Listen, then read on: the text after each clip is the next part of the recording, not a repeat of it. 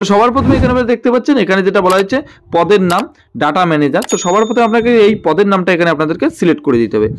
করে দেওয়ার পর এখানে যেটা বলা হয়েছে নেম অফ দ্য ক্যান্ডিডেট, তো আপনাদের যেটা নাম রয়েছে সেটা আপনাদের এখানে বসিয়ে দিতে হবে। হ্যালো বন্ধুরা, আজকে আমরা আবারও হাজির হয়েছি নতুন একটা চাকরির বিজ্ঞপ্তি নিয়ে। আবারও কিন্তু রাজ্যে নতুন করে বিডিও অফিসে কর্মী নিয়োগের বিজ্ঞপ্তি প্রকাশ করা হয়েছে। এখানে যেটা জানানো হয়েছে মূলত কিন্তু কন্যাশ্রী প্রকল্পে কিন্তু এখানে কর্মী নিয়োগ করা হচ্ছে।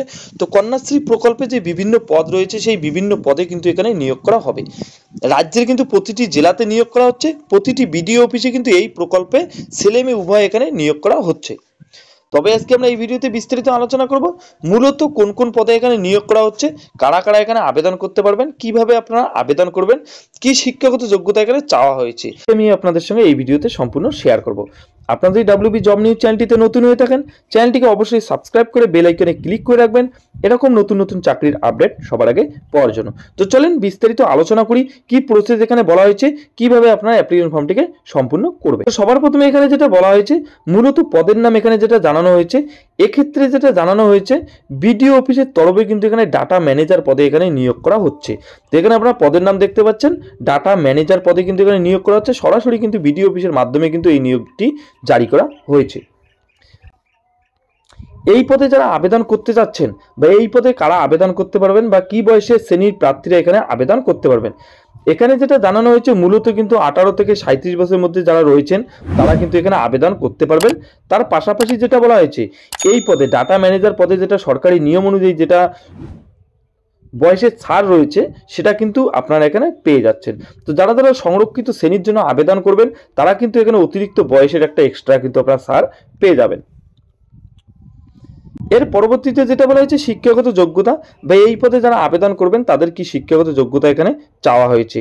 এখানে যেটা জানানো হয়েছে মূলত কিন্তু বিডিও অফিসের সংশ্লিষ্ট পদের ক্ষেত্রে যারা আবেদন করবেন তাদের কিন্তু নিম্নতম যেটা বলা হয়েছে যে কোনো শাখায় যদি আপনারা গ্র্যাজুয়েট কমপ্লিট করে থাকেন তবে কিন্তু আপনারা এখানে এই পদের জন্য আবেদন করতে পারবেন।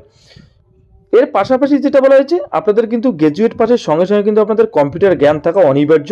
তো আপনাদের কিন্তু কম্পিউটার একটা মিনিমাম 6 মাসের একটা কিন্তু আপনাদের কম্পিউটার সার্টিফিকেট আপনাদের এখানে লাগবে এবং আপনাদের কম্পিউটার কিন্তু কিছু কাজের অভিজ্ঞতা আপনাদেরকে থাকতে হচ্ছে।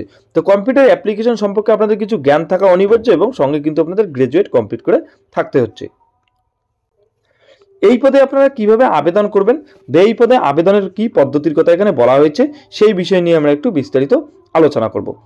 তো এখানে যেটা জানানো হয়েছে এখানে যারা যারা আবেদন করতে চাচ্ছেন তাদের কিন্তু শুধুমাত্র অনলাইনের মাধ্যমে তারা এখানে আবেদন করতে পারবেন। তো অনলাইনে আপনারা কিভাবে আবেদন করবেন, আবেদন করার যেটা লিঙ্ক রয়েছে সেটা কিন্তু আমি ডিসক্রিপশনে দিয়ে দেবো, সেখানে ক্লিক করে সরাসরি আপনারা অফিসিয়াল ওয়েবসাইটে ভিজিট করতে পারেন। তো সেখানে ক্লিক করার পর সবার প্রথমে আপনাদেরকে সেই অফিসিয়াল ওয়েবসাইটে ভিজিট করতে হবে। ভিজিট বলা হয়েছে আপনাদের কাছে একটা নতুন অ্যাপ্লিকেশন ফর্ম চলে আসবে। সেই অ্যাপ্লিকেশন ফর্মটি কিন্তু আপনাদের নির্দিষ্ট যাবতীয় তথ্য যেমন আপনাদের সম্পূর্ণ ডিটেলস যেটা রয়েছে শিক্ষাগত যোগ্যতা, কোন পদের জন্য আবেদন করতে চাচ্ছেন, কি বয়স, কন্ট্যাক্ট ডিটেলস, অ্যাড্রেস সম্পূর্ণ দিয়ে কিন্তু আপনাদের সেই অ্যাপ্লিকেশন ফর্মটিকে সম্পূর্ণ ফিল আপ করে নিতে হবে। ফিল আপ করার পর আপনাদের সবার শেষে সাবমিট বাটনে ক্লিক করলে কিন্তু আপনাদের আবেদন প্রক্রিয়া সম্পূর্ণ হয়ে যাবে। তো কিভাবে আপনারা নিজের মোবাইল দিয়ে অ্যাপ্লিকেশন ফর্মটিকে ফিল আপ করবেন, কিভাবে আপনারা আবেদন করবেন সেই প্রসেস আমি সবার শেষে আপনাদেরকে সরাসরি দেখিয়ে দেবো। এর পরবর্তীতে যেটা বলা হয়েছে এখানে আবেদন করার জন্য কি কি ডকুমেন্টস আপনাদের চাওয়া হয়েছে বা কি কি ডকুমেন্টস আপনাদের সঙ্গে রাখতে হবে এখানে আপনাদের আবেদন করার জন্য। তো এখানে যেটা বলা হয়েছে সবার প্রথমে আবেদন করার জন্য আপনাদেরকে কিন্তু 1 নম্বরে যেটা জানানো হয়েছে মাধ্যমিকের এডমিট কার্ড বা বয়সের প্রমাণপত্র হিসেবে কিন্তু আপনাদের একটা ডকুমেন্ট চাওয়া হয়েছে। 2 নম্বর যেটা বলা হয়েছে শিক্ষাগত যোগ্যতার মার্কশিট ও তার সার্টিফিকেট। তো আপনাদের যেটা শিক্ষাগত যোগ্যতা রয়েছে সেই শিক্ষাগত যোগ্যতার সার্টিফিকেট ও মার্কশিট আপনারা সঙ্গে রাখবেন। জাতিগত সংশয়পত্র, আপনারা যদি এসসি এসটি ওবিসি ক্যাটাগরির মধ্যে আবেদন করতে যাচ্ছেন বা সংরক্ষিত শ্রেণীর জন্য যদি আবেদন করতে যাচ্ছেন তাহলে কিন্তু আপনাদের জাতিগত সংশয়পত্র এখানে চাওয়া হয়েছে। এর পরবর্তীতে যেটা বলেছে পরিচয়পত্র, তো পরিচয়পত্র হিসেবে আপনাদের voter card, Aadhaar card, PAN card, ration card যে কোনো কিন্তু একটি ডকুমেন্টস আপনাদের সঙ্গে রাখতে হচ্ছে। 5 নম্বর যেটা বলা হয়েছে কম্পিউটার সার্টিফিকেট, তো আপনাদের যেটা কম্পিউটার সার্টিফিকেট রয়েছে 6 মাস 1 বছর যে কোনো একটা সার্টিফিকেট হলে কিন্তু আপনাদের চলবে, সেই কম্পিউটার সার্টিফিকেট কিন্তু আপনাদের সঙ্গে রাখতে হচ্ছে। 6 নম্বর যেটা বলা হয়েছে পাসপোর্ট সাইজের ফটো, তো আপনাদের একটা পাসপোর্ট সাইজের ফটো সেখানে আপলোড করে দিতে হবে, সেই পাসপোর্ট সাইজের ফটো আপনাদের সঙ্গে রাখতে হচ্ছে। এছাড়াও যদি আপনাদের অন্যান্য কিছু ডকুমেন্টস থেকে থাকে বা অন্যান্য ডকুমেন্টস যদি আপনারা কিছু ডিটেলস দিতে চান তাহলে অবশ্যই কিন্তু সেই ডকুমেন্টস আপনাদের সঙ্গে রাখতে হবে। এর পরবর্তীতে যেটা বলা হচ্ছে নিয়োগের প্রক্রিয়া বা এখানে আপনাদের কিভাবে নিয়োগ করা হবে সেই বিষয় নিয়ে আমরা একটু আলোচনা করব। তো এখানে যেটা বলা হয়েছে সবার প্রথমে কিন্তু সফলভাবে যারা এখানে আবেদন করতে চাচ্ছেন তাদের কিন্তু কয়েকটি নিয়মের মাধ্যমে কিন্তু এখানে কমপ্লিট করা হবে। যেমন বলা হয়েছে টোটাল কিন্তু এখানে আপনাদের 100 নম্বরের মধ্যে পরীক্ষা থাকছে। তো 100 নম্বরের মধ্যে যেমন বলা হয়েছে লিখিত পরীক্ষা কিন্তু আপনাদের 40 নম্বরের এখানে বলা হয়েছে। তো 100 নম্বরের মধ্যে আপনাদের লিখিত পরীক্ষা থাকছে 40, কম্পিউটার টেস্ট যেটা রয়েছে কম্পিউটার টেস্টের মধ্যে থাকছে আপনাদের 50 এবং ইন্টারভিউ থাকছে আপনাদের 10। মোট কিন্তু এখানে আপনাদের 100 নম্বরের মধ্যে আপনাদের পরীক্ষা নেওয়া হবে। 100 নম্বরের মধ্যে যদি আপনারা ভালো নম্বর নিতে পারেন বা ভালো যদি কোয়ালিফাই করতে পারেন তাহলে কিন্তু পরবর্তীতে আপনাদের এখানে নিয়োগ করা হচ্ছে। এর পরবর্তীতে যেটা বলা হয়েছে আবেদনের শেষ তারিখ বা এখানে আবেদনের লাস্ট ডেট কি বলা হয়েছে সেই বিষয় নিয়ে আমরা একটু আলোচনা করব। তো অলরেডি কিন্তু অনলাইনে আবেদন শুরু হয়ে গেছে। তো যারা আবেদন করতে ইচ্ছুক বা যারা আবেদন করতে চাচ্ছেন অবশ্যই ডিসক্রিপশনে লিঙ্ক পেয়ে যাবেন, সেখানে ক্লিক করে এখানে আবেদন করে নিতে পারেন। এখানে কিন্তু আপনারা আবেদন করতে পারেন 16 এপ্রিল 2024 তারিখ পর্যন্ত। তো এখানে কিন্তু 16 এপ্রিল লাস্ট ডেট বলা হয়েছে।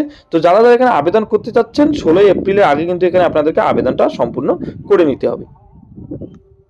তো আবেদন করার জন্য যেটা বলা হয়েছে সবার প্রথমে আপনাদেরকে অফিসিয়াল ওয়েবসাইটে ভিজিট করতে হবে। আমি লিঙ্ক ডিসক্রিপশনে দিয়ে দেবো, সেখানে ক্লিক করে কিন্তু সরাসরি আপনারা এই পেজে আসতে পারবেন। তো এখানে আপনারা দেখতে পাচ্ছেন office of the district magistrate, district Kanyashree section, north 24 Pargana. তো আপাতত কিন্তু এই নিয়োগ বিজ্ঞপ্তিটি শুধুমাত্র নর্থ 24 পরগনায় প্রকাশিত হয়েছে। তো ধীরে ধীরে কিন্তু প্রতিটি জেলাতে এখানে নিয়োগ করা হচ্ছে। তো এখানে যারা নর্থ 24 পরগনা থেকে এই ভিডিওটা দেখছেন তাদের জন্য কিন্তু এটা রয়েছে। এছাড়াও আলাদা আলাদা আপনারা কোন ডিস্ট্রিক্ট থেকে দেখছেন বা কোন জেলা থেকে দেখছেন সেটা আমাকে অবশ্যই কমেন্ট বক্সে জানাবেন।